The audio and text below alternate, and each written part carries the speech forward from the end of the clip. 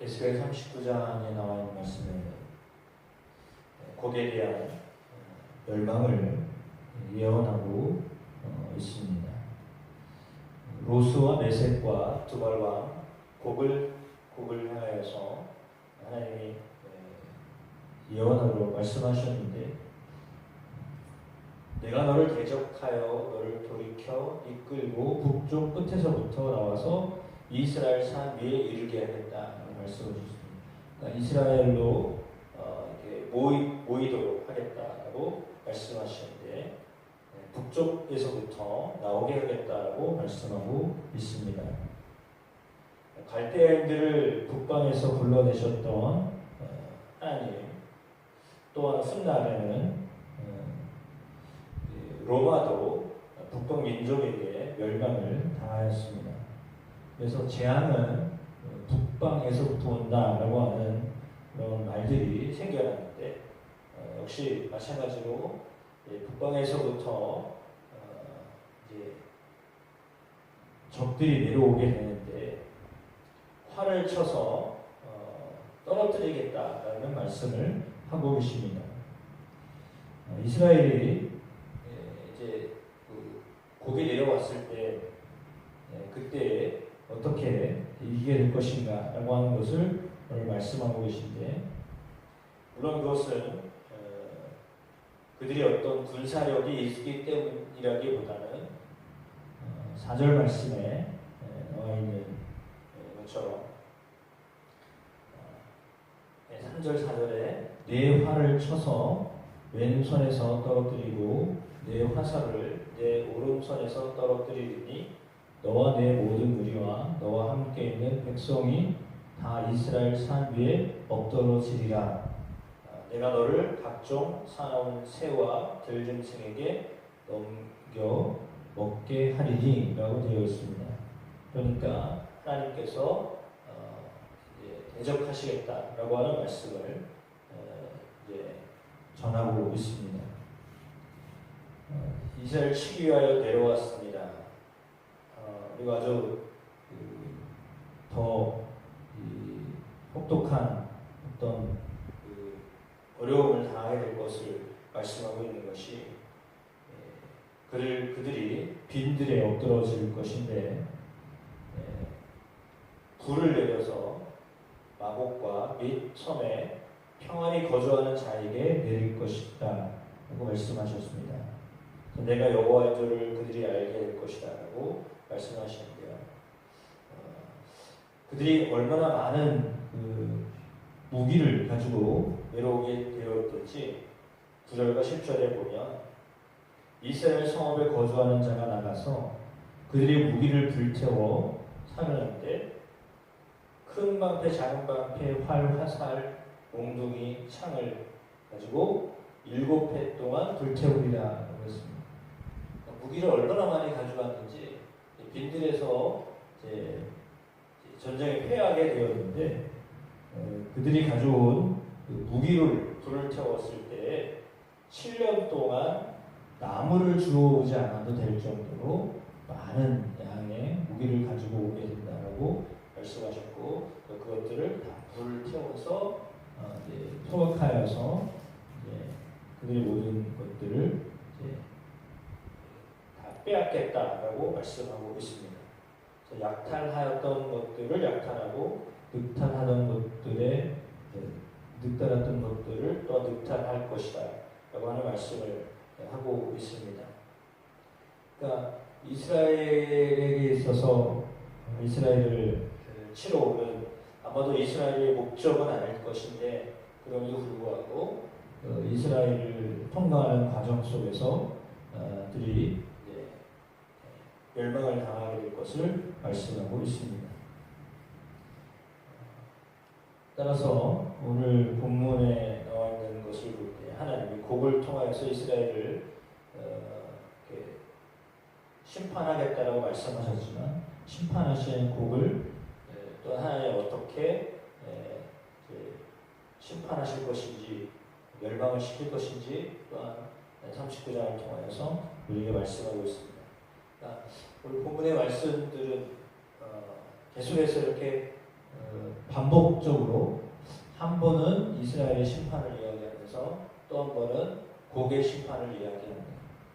번갈아 가면서 이 말씀이 계속 반복적으로 전해지고 있음을 우리가 알게 됩니다. 그러니까 한 번은 이스라엘, 한 번은 이스라엘 치는 다른 민족에 대한 이야기, 그리고 이스라엘 민족 주변에 있었던 다른 민족에 대한 이야기들을 이렇게 번갈아 가면서 말씀을 전하고 있습니다. 이 말은 뭐냐면 이스라엘만 하나님이 다루시는 것이 아니라 이스라엘을 다루었던 또 다른 민족들을 하나님이 다루겠다라고 하는 말씀이거든요. 그러니까 하나님이 이스라엘을 이렇게 전쟁 가운데 놓이게 하시는 것, 그것은 이스라엘과 더불어 전쟁에 놓이게 된, 대적하게 된 그 민족들 또한 하나님이 또 대적하겠다라고 하시는데, 오늘 본문은 하나님께서 그 일을 하고 있다라고 하는 것을 분명하게 밝히고 있습니다. 그러니까 전쟁은 하나님께 속해 있는 것이다라고 하는 것을 알려주고 있습니다. 하나님께서 이 전쟁 가운데 하나님을 알게 하기 위하여서 이 전쟁이 일어났다라고 하는 것을 말씀하고 있는데, 7절 말씀에 이렇게 되어 있죠. 내가 내 거룩한 이름을 내 백성 이스라엘 가운데 알게 하여 다시는 내 거룩한 이름을 더럽히지 아니하게 하리니 내가 여호와 곧 이스라엘의 거룩한 자인 줄을 민족들이 알리라 하라. 주 여호와의 말씀이니라. 볼지어다 그날이 와서 이루어지리니 내가 말한 그날이 이날이라. 이렇게 말씀하셨습니다. 이 본문의 중심에 나와 있는 말씀처럼 하나님의 거룩한 이름을 이스라엘 백성들 가운데 알게 하기 위하여서 이런 전쟁 속에서도 하나님을 경험케 하겠다라고 말씀하셨습니다. 하나님이 어떤 분인가, 물론 전쟁을 일으키는 하나님이라기보다는 전쟁 가운데서도 역사하시는 하나님, 다시 말하면 사람과 사람들 사이에, 민족과 민족들 사이에서 가장 극에 달하는 감당하기 어려운 상황 속에서도 하나님이 하나님이심을 나타나시겠다라고 하는 것입니다. 어디 그곳에서 하나님이 함께 하시는 것을 알 수 있을까라는 생각을 하기가 쉬운데, 왜냐하면 전쟁이라고 하는 것은 너무나 엄청난 피해가 있기 때문입니다.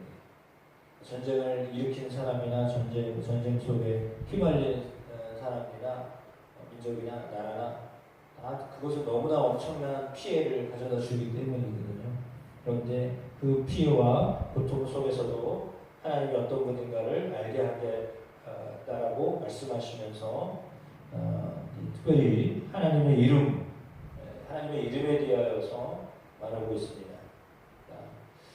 하나님이 어떤 분이신가, 이스라엘의 거룩한 자이시다라고 하는 것을 많은 민족들이 알게 하기 위하여서 하나님이 이 전쟁을 통하여 역사하시겠다라고 이렇게 일러주고 있습니다.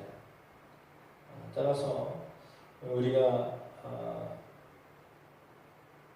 전 세계가 여전히 지금도 분쟁 가운데 놓여 있습니다. 아마도 거의 하루도 빠지지 아니하고 지구 어느 한편에서 전쟁이 계속 이어져 가고 있습니다. 특별히 주변 국가의 어떤 경계에 대한 문제들 때문에 그리고 여러 가지 문제들이 여기저기서 벌어지고 있습니다. 아주 저 멀리서 이렇게 오는 그런 전쟁을 일으키는, 물론 그것은 그들의 세력을 확장하기 위해서 일으킨 전쟁입니다. 근데 가만히 보시면, 역사를 되돌아보시면 일부러 자신들의 영역을 넓혀서 확장시키고자 했었던 자들이 처음에는 힘이 있었기 때문에 침략을 하고 중간에 이제 거쳐가야 될 여러 민족들이 있고 나라들이 있어서 짓밟고 지나가고 이런 일들이 있었습니다. 그런데 되돌아보십시오. 그러면 그 나라들이, 그 민족이 지금은 어떻게 살고 있는가를 보면 그때는 그렇게 힘이 있어서 그랬던 것 같은데 사실은 길게 못 가요.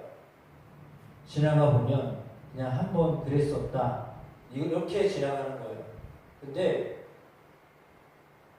더 자세히 보시면 어떻게 됐냐면 소수민족이라고 하는 작은 민족들은 매번 짓밟히는 것 같아요. 왜? 강한 나라를 속에 있기 때문에 매번 짓밟히는 것 같거든요. 근데 그들이 언어를 가지고 있기만 하면 이게 너무 신기한 거예요. 언어가 있으면 그 언어 때문에 그 언어로 인하여 정체성을 가지고 있는 민족은 살아남아요. 그러니까 나라는 없어져요. 신기하게도 나라는 사라질 수 있거든요. 근데 그 언어를 가지고 있는 민족은 그 민족이 살아남아요. 대표적인 민족은 히브리 민족이고 그 외에도 우리가 알지 못하는 여러 민족들이 있거든요. 소수 민족들이 있거든요. 근데 그들이 언어를 가지고 있다면 그들은요 그 언어 때문에 살아남아요. 그게 너무 신기한 거예요. 그래서 나라는 사라졌는데 언어를 가지고 있는 민족은 살아남고요. 그러니까 나라 자체는 사라졌어도 그 민족이 사라지질 않아요. 이게 살아가는 방식이에요. 너무 신기한 거예요. 그래서 강하면 아주 온전하게 계속 갈 것 같잖아요. 근데 그렇지 않냐고요. 오히려 약하지만 민족성을 가지고 있는 그 민족이 오래 살아나는 거예요. 숫자는 얼마 되지 않는 것 같아도. 그래서 세상에서 볼 때는 상당히 약한 것 같은데 약하지 않냐고요. 아주 그 민족성을 계속 유지하면서 살아가고 있어요. 그게 참 역사의 아이러니예요. 크면 큰 대로 뭔가를 이룬 것 같이 업적은 남아서 혹시 몰라요. 건물이 남거나 기록은 남지 몰라도 그 민족이 제대로 그 역할을 그전처럼 그렇게 유명세를 떨치고 사느냐? 그렇지 않거든요. 지나가 보면 다 지나가는 거예요.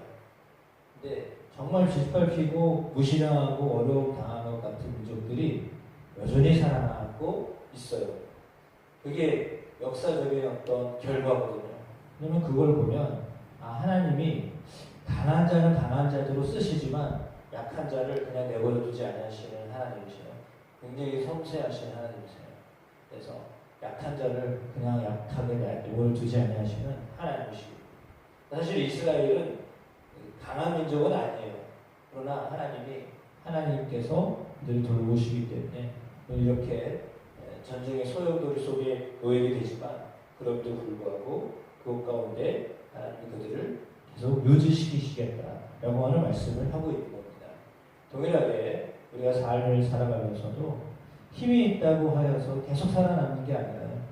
그 힘이 계속 유지되는 것이 아니라 하나님께서 살펴주시고 또 하나님의 마음에 합당하게 살아가야 하나님께서 또 그 민족이나 그 나라를 또 계속 보존하게 하시는 것을 알게 됩니다. 우리의 삶 속에서 때로는 짓밟히고 때로는 고통당하고 때로는 어려움을 당하는 그런 일들 가운데 처해지더라도 하나님께서 함께 하시면 또한 그 어려움과 고통을 넘어가게 하시는 하나님이시고 그곳에서 하나님의 이름, 거룩하신 하나님의 이름을 알게 하시는, 믿게 하시는 그런 은혜들을 경험케 하심을 믿습니다. 그러므로 우리가 여호와 하나님, 예수 그리스도 그분의 이름을 묻히지 아니하고 그분의 이름과 더불어 우리의 삶이 계속 유지되어 나갈 때 하나님의 그 거룩한 이름 때문에 우리를 붙잡아 주시고 우리 가운데 함께하여 주실 줄을 믿습니다. 그 믿음을 놓치지 아니하고 나아가는 저와 여러분의 삶, 우리 모든 성도들의 삶이 되시기를 주의 이름으로 축복합니다. 기도하겠습니다. 하나님 아버지 감사합니다. 이제 저희가 조금 꺾인 것 같습니다. 언제 그랬냐는 듯이 밤에는 이제 좀 서운한 선선한 바람을 느끼며 공기가 달라진 것으로 인하여 하나님 감사합니다. 사계절을 허락하셔서 그것을 계속하게 하겠다라고 하셨던 하나님의 말씀이 있기에 그 말씀을 의지하며 하나님 우리가 나아갑니다. 하나님의 약속의 말씀이셨기 때문에 그 약속의 말씀을 생각하면서 살아갑니다. 그리고 또한 하나님 오늘 본문의 말씀을 통하여 우리가 깨닫게 되는 것은 하나님이 역사를 주관하시고 또 하나님의 편에서 하나님의 이름을 위하여 하나님께서 싸우시는 분이심을 알게 하셨습니다. 거룩한 하나님의 이름을 위하여 하나님께서 역사를 주관하시는 분임을 알게 하셨습니다. 우리 가운데 우리의 구원자 되신 예수 그리스도를 위하여 그리스도의 이름이 우리 안에서 능력이 되고 힘이 되고 구원자 되심을 믿어 예수 그리스도의 이름으로 살아가는 저희 모든 성도들이 되게 하옵소서. 예수 그리스도의 이름으로 기도드립니다. 아멘.